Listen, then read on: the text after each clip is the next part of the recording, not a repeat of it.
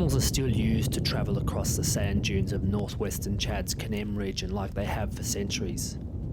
Life here has changed very little for these herders, farmers and traders, but recently the weather patterns have. Years of severe drought have crippled local agriculture. The 2009 harvest was a disaster, yielding only enough grain to feed the region for 2 weeks, say local sources.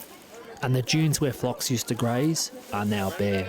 As the area has dried out, many trees have disappeared, allowing wind-blown sands to cover the land. Now even if the rains come, the land will remain unproductive. Many of the people here are now starving. The governor of nearby Baragazal region recently declared that the situation represents a famine, and it's the young children who are suffering the most. 22% of children in Kanam are acutely malnourished, according to UNICEF. Parce que les enfants malnutris sévères avec problèmes pathologiques sont référés à ce centre, les non-répondants sont référés à ce centre. Mais si ce centre n'existait pas, ça allait être une situation catastrophique pour le district sanitaire de Mao.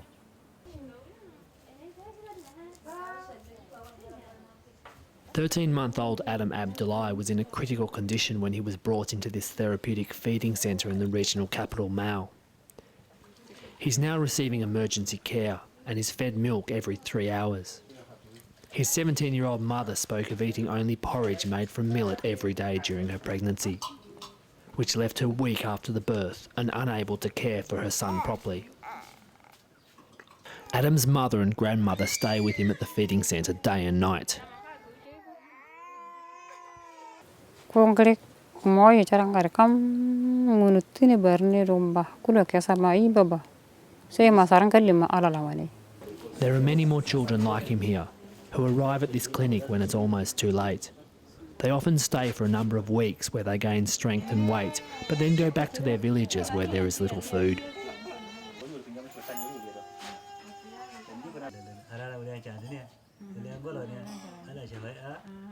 Like many of the men in Kanem, Adam's father has left the region in search of work so he can send money back to his family. But his earnings are low and sporadic. When the money runs out, the families go hungry. In the past, the people of this village used to make a living growing millet on this land. But there's been severe drought for the last 10 years. The crops they have sown have all failed, and they've got no food left.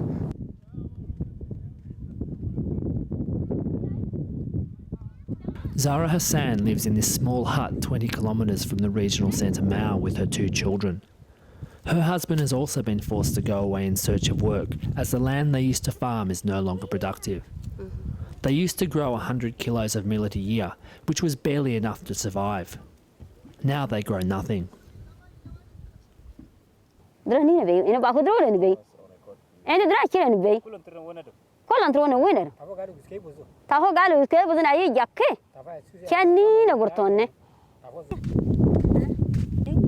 Zara's son was malnourished when he was younger, and her 2-year-old daughter is now malnourished.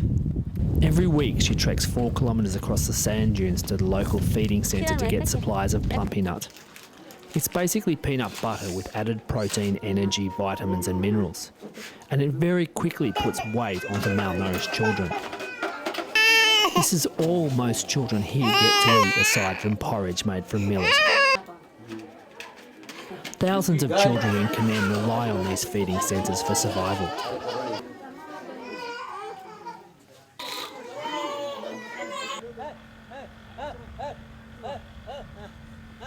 The only land left for farming is the local oasis, where they grow the small amount of fresh produce that's available in the market.